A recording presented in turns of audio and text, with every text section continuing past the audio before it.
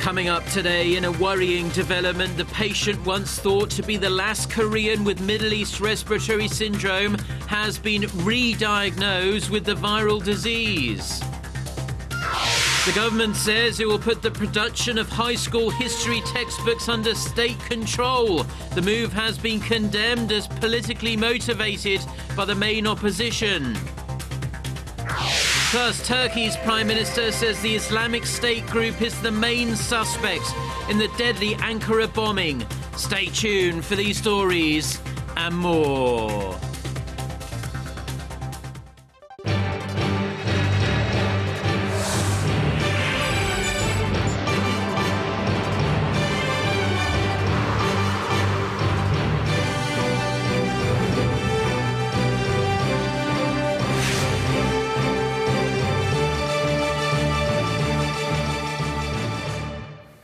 Hello and welcome. It's 6 a.m. on Tuesday, October 13th here in Seoul. I'm Mark Broome and you're tuned in to our early morning edition of Arirang News.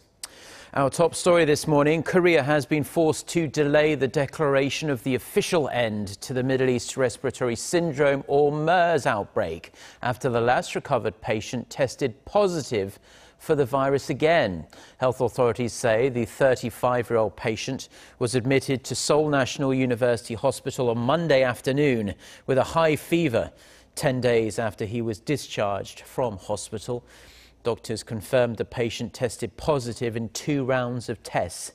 However, they believe it's due to a dormant virus that was detected from the patient who had been dealing with malignant lymphoma prior to his initial MERS infection. They also say there is a low chance the patient is infectious. Still, health authorities have quarantined the patient and 61 other individuals who came into contact with him, including doctors and relatives, as a precautionary measure. The Korean government has unveiled its plan for a state-authorized history textbook.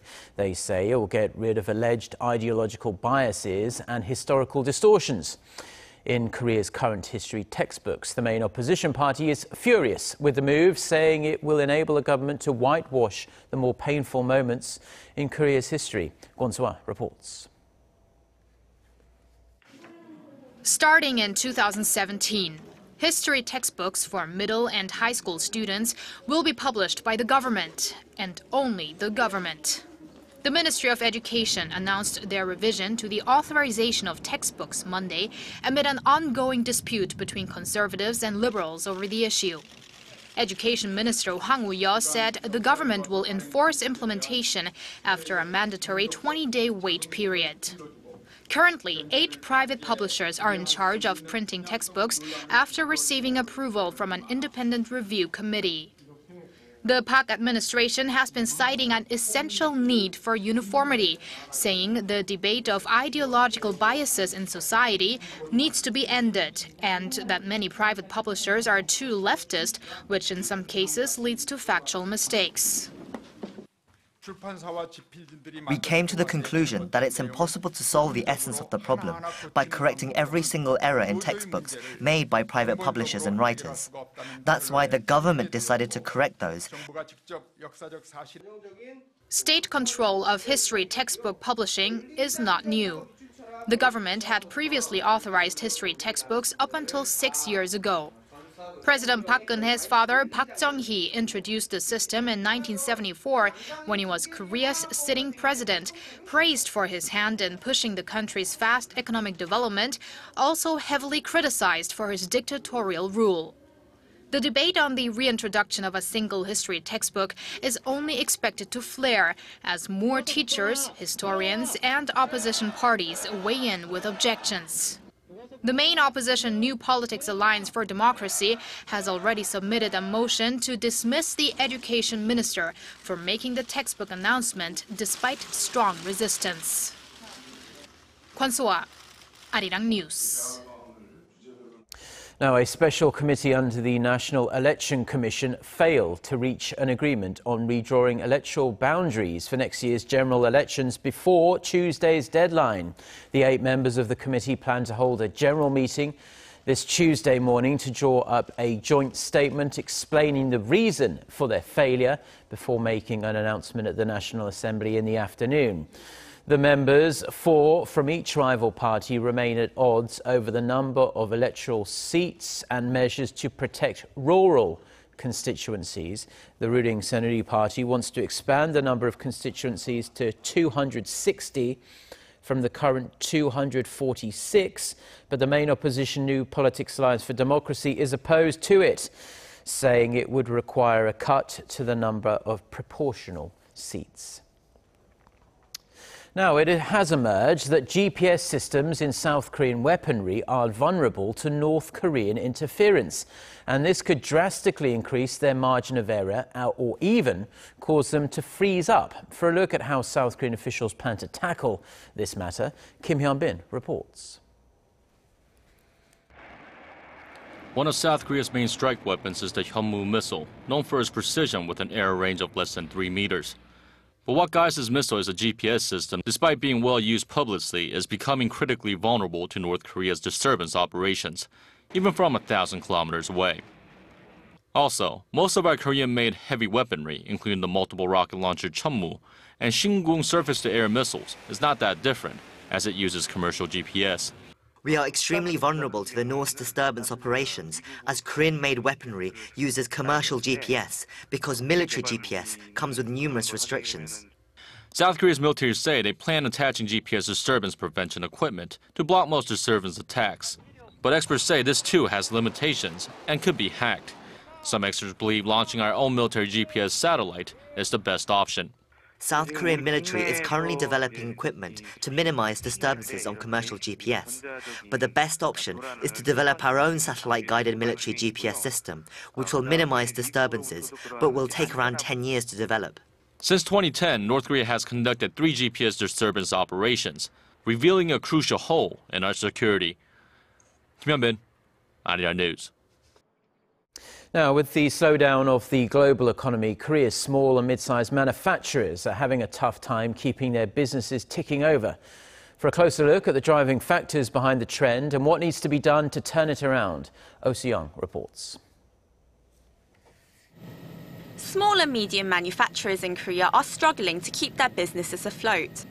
A report from IBK Economic Research Institute shows the operating rate of small and medium manufacturers hit a 6-year low at 70.2% in August. That's an on-year drop of 1.2 percentage points. The situation is worse for small-sized companies at 69%. The downward trend is nothing new, as SME manufacturers have seen their expenses to income falling steadily for the past 4 years. This is largely due to insufficient capital in the midst of difficult business conditions. Among the some 3,000 companies surveyed, only 4.5% said their finances were in good health. Over 30% said they were struggling financially, with the biggest reason being the slump in domestic sales, followed by outstanding receivables and falling exports. With the sluggish global economy, Korea's conglomerates' operations are slowing, which affects their subcontractors who also suffer. Together with a fall in local consumption, domestic sales have been falling for small and medium manufacturers. While experts doubt the operating rate will fall below 70%, they say it is vital to invigorate domestic consumption. They also suggest the government could take more sustainable measures such as boosting and efficiently allocating funds to support SME manufacturers. Oh Se-young, Arirang News. The 10th round of negotiations for the Regional Comprehensive Economic Partnership kicked off on Monday in Korea's southern port city of Busan.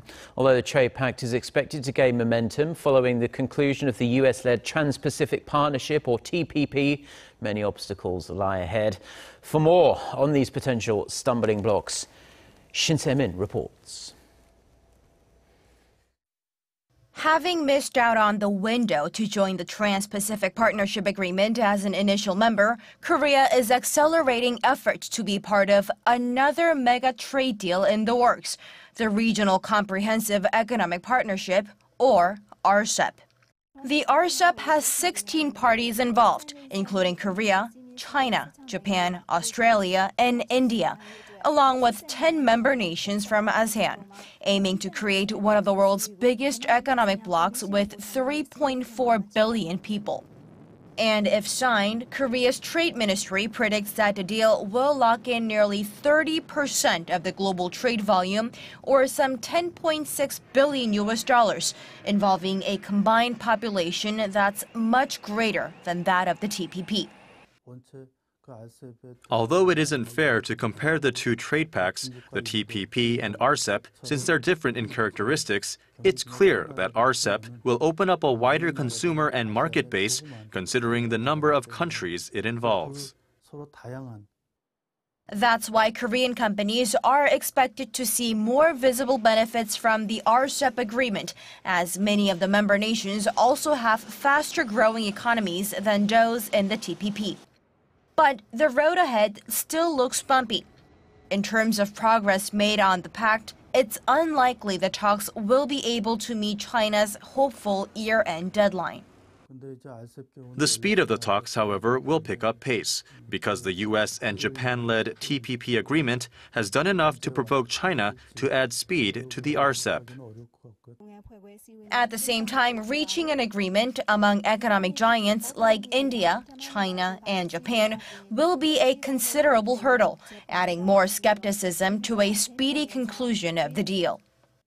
The focus is now on how the negotiations in Busan will unfold, as it's the first RCEP member nations meeting to take place following the landmark agreement on the TPP. It's likely to add pressure to involved parties to sort out differences and to make faster progress on the regional trade framework. Shin Se-min, Arirang News. Now, in international news, Turkey's Prime Minister has rebuffed claims his country is being sucked into the crisis in Syria following last weekend's deadly suicide bomb attack, which is believed to have been carried out by Islamic State militants. Speaking on Turkish TV on Monday, Ahmet Davutoglu said the attacks were carried out by IS bombers and were designed to cast a shadow over Turkey's upcoming parliamentary elections. He stressed that the bombings that killed 97 people will not turn Turkey into a Syria. The PM added that Turkey will arrange meetings with Russia and Iran on a political solution to the crisis in Syria, but will not take any stance that legitimizes the Assad regime. The Nobel Prize for Economics has been awarded to a man whose work has led to policies promoting welfare and the reduction of poverty. To award the Sveriges Riksbank Prize in Economic Sciences in memory of Alfred Nobel to Angus Deaton for his analysis of consumption, poverty and welfare. On Princeton University's website, Deaton says his research is focused on what determines health in rich and poor countries. He's also studying the measure of poverty in India and around the world. Now, to mark 50 years of diplomatic ties between Korea and Bolivia, a variety of Korean cultural performances have been taking place in the South American country. Our Hwang Jie files this report from La Paz. Korea's traditional instruments catch the eyes and ears of the Bolivian audience, and it's the unfamiliarity of the music that piques their interests. The performances were very fun, especially because it's my first time watching and listening to this kind of music.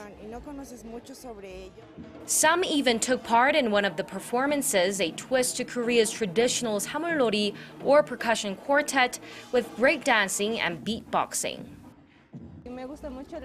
I love everything about Korea, including the culture, so I'm very happy to be part of this performance. It was so exciting and interesting. The event, hosted by Korea's Culture Ministry and the Korean Embassy in Bolivia and organized by Arirang TV, was held for 2 days from Saturday at the Municipal Theater of La Paz. With the aim of further boosting diplomatic ties between Korea and Bolivia, it celebrates the 50th anniversary of the two countries' relations. With this kind of cultural event, we hope to strengthen ties with Bolivia in the economic sector and tighten cooperation in the global arena. Around 600 people watched the performances and cheering filled the hall. We've been to many countries, but it's our first time visiting Bolivia. The people were very supportive, and it was great introducing Taekwondo to them. We were all worried about altitude sickness, especially because we run around the stage. But the people were cheering so loudly. I'll remember it forever. And there will be another set of events in Venezuela later this week to also celebrate the 50 years of diplomatic ties with Korea. As part of the lineup, K-pop fans will take part in a performance to help introduce Korean culture. Hwang Jie, Arirang News, La Paz.